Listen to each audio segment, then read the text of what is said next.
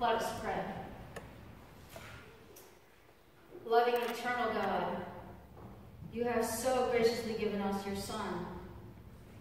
And even though he gave his life up for us and went through a terrible ordeal and a horrible death, today we celebrate his resurrection because he did rise from the dead. And so we ask that you open our hearts and minds this day to hear this joyous news. Through your humble servant we pray. Amen.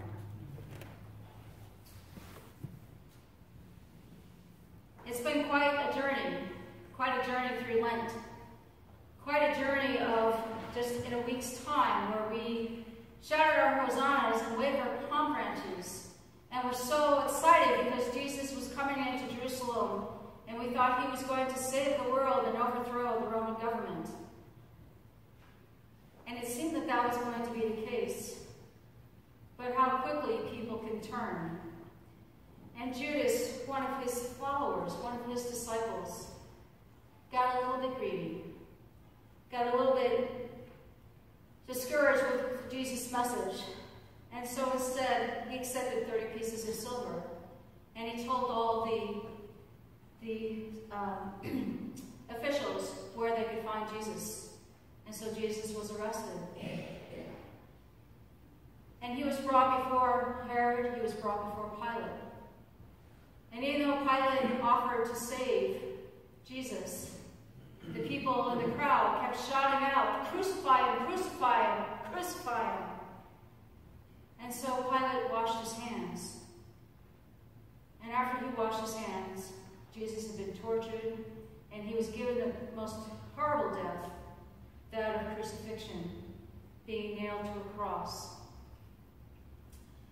And there was Peter, who said he would never deny Jesus, and yet he did that very night.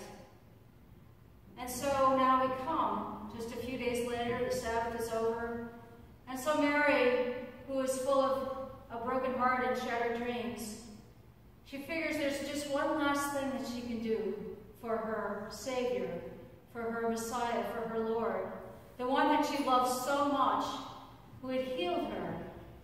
She thought, the least I can do is to continue to prepare his body for burial. So what does she do? She walks to the tomb.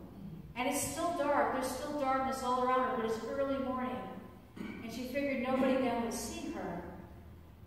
And so when she goes and she walks all that way, just with probably tears in her eyes and just so despondent,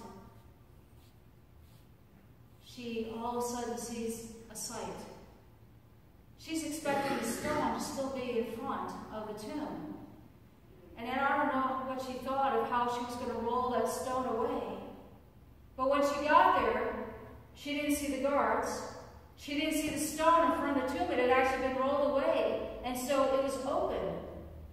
And she was so distraught that instead of going in and seeing what was happening, she raced back to the disciples. She went running back to them, her heart pounding. And she said, "They've taken away my Lord," because the tomb was open, the stone had been rolled away. And so Peter and John, the disciple whom Jesus loved, they go racing up to where the tomb is. And John and Peter, John gets there first, and of course their hearts are probably pounding too. It's like, oh no, now what's happened? And when they get there, John waits for Peter. And then Peter looks in. And then John follows as well. And they see the linen cloths. And they see one wrapped in where Jesus' head should have been. And so they depart. And Peter may not have totally understood exactly what had happened yet, but I believe that John probably believes, like, oh, Jesus did what he said he was going to do. So they go back, they leave. And Mary is still there by herself, still so despondent because she doesn't know what's happened. She doesn't understand. Where could Jesus be? What could have happened to his body? And so she looks into the tomb, and she sees these messengers in white. And they talk to her, and they say, "He's not here." So she leaves out of the tomb. She walks out of that tomb. And then she sees someone who she thinks is the gardener. And she's still upset because it's like, where could Jesus be? And it's not until the gardener says, why are you weeping? And she explains why. And she says, please, if you know where they laid him, please tell me. And it's not until he calls her by name. And he says, Mary. Just like Jesus calls us by name. She knew who he was. And so she is now, from shattered dreams and broken heart, to a total transformation of overjoyed, because there's Jesus. There's the one that she not only loved, but who had healed her. He did what he set out to do. And so he sends her to deliver a message to the disciples. And so she goes racing back to where the disciples are. And she says, I've seen the Lord. He is risen. What a joy. Even if they still don't understand, she has experienced the resurrection. She has seen that Jesus has come to fruition and has risen from the tomb. So this is a story. This is the greatest story that was ever told. But within this greatest story, there are all these little stories. We have the story of Mary, who had that broken heart, but then she had the chance to experience the resurrection. We had the story of the two disciples that ran to the tomb and then went back to tell the others that the tomb was empty. And then we have the story of God's messengers who sat among those discarded grave clothes and questioned Mary's tears. And then there was the gardener, the risen Christ who was there and talked to Mary and called her by name. And so, whether you've heard the story 1,000 times or just a few times, or maybe this is your first time ever hearing it, this is the greatest story. Because in the midst of the darkness, in that early morning, the dawn light comes. In the midst of the darkness is when we discover that the stone has been rolled away and the love of God has been let loose in the world. And even though there's darkness, we also know that there's light. We also know that there's a resurrection that has happened.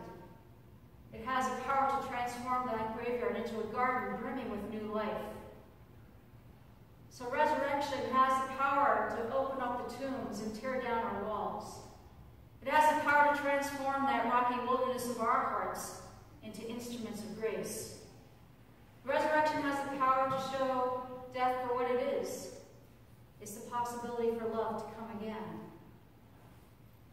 So this is not the ending of the story. If we were to have just left it after Good Friday, what we call Good Friday, Jesus' crucifixion, I don't know where we would be. But that's not the end of the story. And even the opening of the tomb and the resurrection isn't the end of the story. It's just the beginning, because now we have hope. Now the disciples can experience the hope and the love of God, and they know that Christ did fulfill his promise. So how can we live as resurrected people? How can we embrace that hope is stronger than fear, that life is stronger than death, and that love is stronger than hate?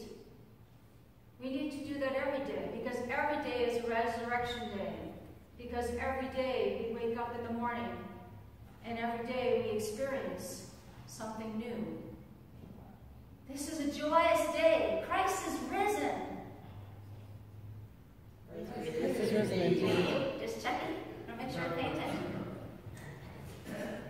Christ is risen, and we are so grateful because now we have the story that continues.